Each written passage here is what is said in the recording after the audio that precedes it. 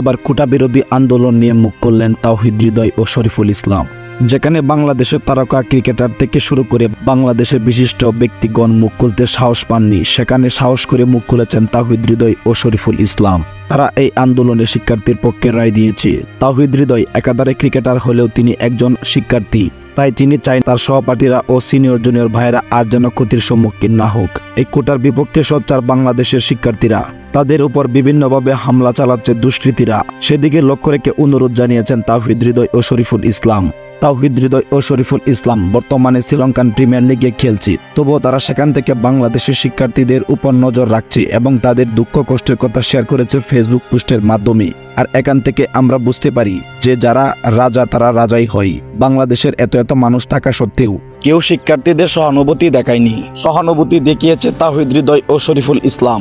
তারা সাহস করে যারা এই আন্দোলনকারীর উপর হামলা চালাচ্ছে তাদেরকে নিন্দা জানিয়েছে। আসলে তারাই হচ্ছে প্রকৃতপক্ষের রাজা।